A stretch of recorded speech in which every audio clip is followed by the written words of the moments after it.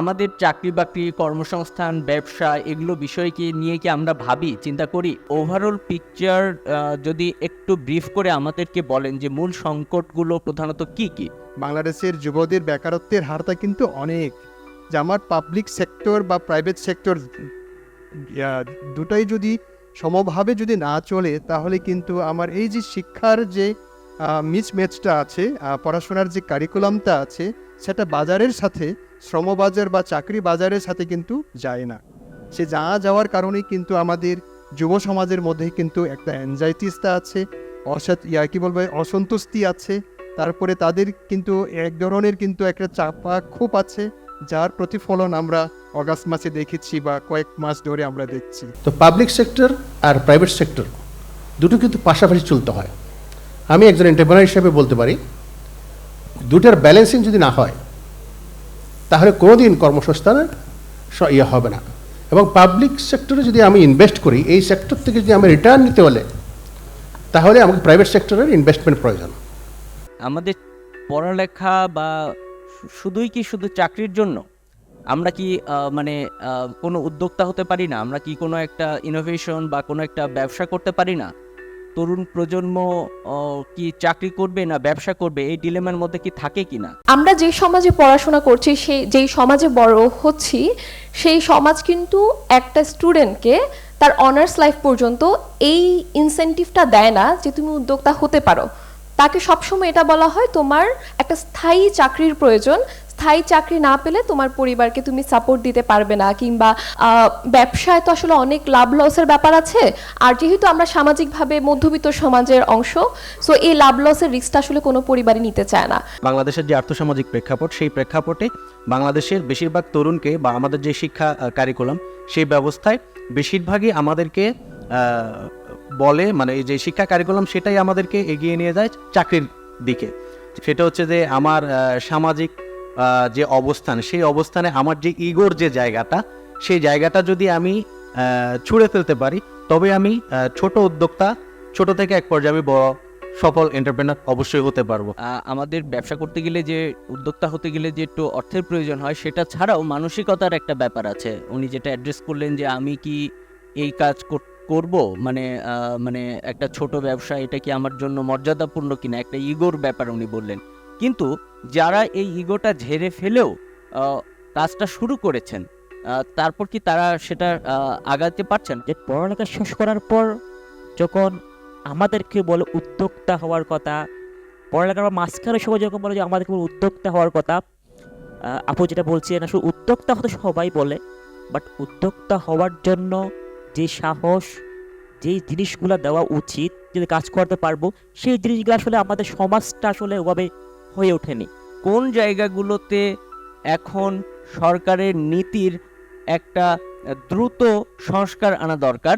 শিক্ষা প্রতিষ্ঠানগুলোতে আমি জানি না, আছে খুব সম্ভবত। সেটা হলো যে কেরিয়ার কাউন্সিলিং ডিপার্টমেন্ট বা ডেডিকেটেড একটা যদি এমপ্লয়মেন্ট সাপোর্ট সার্ভিসেস সেন্টার যদি ইন্ট্রোডিউস করা যায় শিক্ষার পাশাপাশি, আমাদের ছাত্র ভাই বোনদেরকে যদি বলা হয় যে ইদার সে ওয়েস্ট এমপ্লয়মেন্টে যাবে, নর সে সেলফ এমপ্লয়মেন্টে যাবে। এটাই তো শিক্ষার একটা উদ্দেশ্য। তো সেলফ এমপ্লয়মেন্ট যদি হয়, নিশ্চয়ই তাকে এন্টারপ্রেনারশিপ বা উদ্যোক্তা হওয়ার যে কি বলবো, এটাকে ড্রিম বা তার আইডিয়া তার সামনে তাকে পিকচারাইজ করতে হবে। তাহলে সে কিন্তু মানসিকভাবে সে কিন্তু প্রস্তুতি নিবে, ইদার সে সেলফ এমপ্লয়মেন্টের জন্য যাবে অথবা সে চাকরির জন্য ওয়েস্ট এমপ্লয়মেন্টে যাবে। আপনি সরকারের কাছে যাবেন যে এমপ্লয়মেন্ট সাপোর্ট সার্ভিসের জন্য, কোনো ডিপার্টমেন্ট কি আছে বাংলাদেশে? কোনো কিছুই কিন্তু নাই। যেমন এখানে একটা বিষয় এরকম হতে পারে যে 4 বছরের অনার্স কোর্সে একটা নির্দিষ্ট টার্ম অফ পিরিয়ড থাকবে, নির্দিষ্ট করা যে এই টার্মটা স্টুডেন্টরা বাধ্যতামূলক ওখানে কাজ করবে। এবং এখানে যদি কর্পোরেট যারা কাজ করছে বা কর্পোরেট যারা এখানে বসে আছেন, আপনাদের তরফ থেকে যদি এই প্রেশারটা আসে এডুকেশন সেক্টরে যে আমরা তাদের সাথে কাজ করতে চাই, আমার মনে হয় অনেক বড় একটা এডুকেশনাল সোসাইটিকে বা আমরা একটা সিভিলিয়ান পার্সেন্টেজ অফ পিপলকে বা স্টুডেন্টকে আমরা এখানে এঙ্গেজ করতে পারবো। আমি যে ডিপার্টমেন্টে পড়াশোনা করছি, আমার কোনো ইন্টার্নশিপের ব্যবস্থা নেই। আমার 4 বছরের অনার্স কোর্সে কোনো ইন্টার্নশিপের ব্যবস্থা নেই। সেই ক্ষেত্রে আমি যদি কোনোভাবে ইনভলভ হতে চাই কর্পোরেট সেক্টরের সাথে আমার পড়াশোনার চলাকালীন সময়ে, তাহলে আমি কিভাবে আমি কিভাবে ইন্টার্নশিপ বা এই টেস্টের অপরচুনিটিগুলো পাবো? প্রফেশনের জায়গাটা কিন্তু খুবই কম। মানে আমরা যে নিজেদের প্রফেশনটা তৈরি করব সেই ক্যাটাগরিজটা আসলে কিন্তু খুবই কম। এই নাম্বারটা আসলে বাড়ার ক্ষেত্রে চ্যালেঞ্জটা কোথায়, জটিলতাটা কোথায়?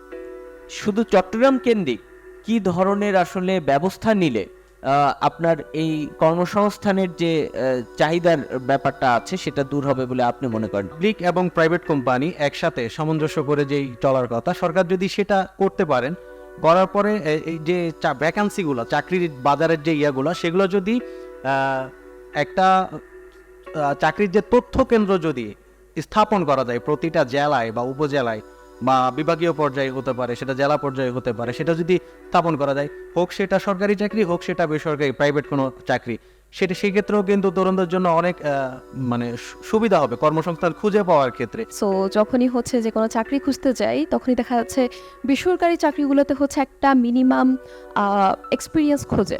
তো আমার এক্সপেকটেশন থাকবে বা আমার রেকমেন্ডেশন থাকবে যারা আসলে বেসরকারি ফিল্ডগুলোতে আছে এবং যারা চাচ্ছে যে আসলে ইয়াং ব্লাডগুলো আমরা নেই এবং যারা অনেক বেশি এনার্জেটিক, তারা যদি এই যে এক্সপিরিয়েন্স চাওয়ার যে টেন্ডেন্সি সেখান থেকে একটু সরে রেদার তার যে রিকোয়ার্ড স্কিলটা আছে সেই স্কিলটা কি আছে কিনা, যদি না থেকে থাকে একটা সার্টেন রিক্রুটমেন্টের পরে হয়তো স্কিল ডেভেলপমেন্টের জন্য একটা 6 মাসের প্রজেক্ট হয়তো হতে পারে, সেই 6 মাসের পরে হয়তো সেটাকে পার্মানেন্ট করতে পারি। এই মুহূর্তে বাংলাদেশের এই শ্রমবাজারের জন্য অনুকূল পরিবেশ সৃষ্টি করার জন্য আপনি যদি প্রধান 3টি পলিসির সংস্কারের প্রস্তাব করেন তাহলে সেগুলো কি হবে? যে আমাদের প্রাইভেট সেক্টররা হলো আপনার অটোমেশনে চলে গেছে বা তারা আপনার কি বলবো এটাকে ফোর্থ ইন্ডাস্ট্রি রিভলিউশনের ওই জায়গাতে চলে গেছে, তারা এআই ইউজ করছে, তাই না? কিন্তু আমাদের শিক্ষা প্রতিষ্ঠান, সরকারি শিক্ষা প্রতিষ্ঠানগুলো কিন্তু এখনও কিন্তু অনেক পিছিয়ে আছে, যার কারণে কিন্তু আমাদের শিক্ষার্থীরা যারা আছেন তারা কিন্তু আপ টু ডেট মেশিনারিজের সাথে বা প্রযুক্তির সাথে কিন্তু তারা কিন্তু ইন্ট্রোডিউস হতে পারছেন না। এটাই কিন্তু গ্যাপটা বা মিসম্যাচটা রয়ে গেছে। প্রাইভেট সেক্টর এবং সরকার বসে যদি ঠিক করেন, আমার মনে হয় এই জায়গায় বড় একটা সুযোগ আসতে পারে। সরকার একটা ল যদি ইমপ্লিমেন্ট করে যে বছরে এতজন লোককে তোমাকে ট্রেনিং দিতে হবে, এটার জন্য তোমাকে আমি ইনসেন্টিভ দেবো, পলিসি মেড করতে হবে, পলিসি ছাড়া কিছু হয় না। এখন আমার কাছে স্বল্প জায়গার মধ্যে আমি ব্যবসাটা করছি, আমার এখানে 10 জনের অ্যাকোমোডেশন আছে, সেখানে তো আমি 15 জন অ্যাকোমোডেশন করতে পারবো না, unless until there should be a policy. সরকারি আদেশ যদি না হয় সেটা কোনোদিন হয় না। আর সবচেয়ে বড় কথা হচ্ছে যেটা বারবার কথা আসছিল প্রাইভেট এবং পাবলিক প্রাইভেট প্রকল্পের কথা, এইটার একটু ত্বরান্বিত করতে হবে। যদি এই পিপিপি প্রজেক্টের মাধ্যমে যদি ইন্টার্নশিপের সুযোগ করা যায় সবচেয়ে বেটার হয়। আর সবচেয়ে বেটার হয় যদি আমাদের যে কর্মসংস্থানগুলো সেই কর্মসংস্থানগুলোকে হচ্ছে শহর থেকে গ্রাম পর্যায়ে নিয়ে যাওয়া যায়। আরেকটা সবচেয়ে বড় কথা হচ্ছে আমরা আঞ্চলিক যে বৈচিত্র্যতা আছে সেই বৈচিত্র্যতা যদি আমরা সর্বোত্তম ব্যবহার করতে পারি। ধন্যবাদ আপনাদের আজকে এই আলোচনায় অংশগ্রহণ করার জন্য এবং নাগরিক আকাঙ্ক্ষা চট্টগ্রামের এই আয়োজনে আপনাদের উপস্থিতির জন্য।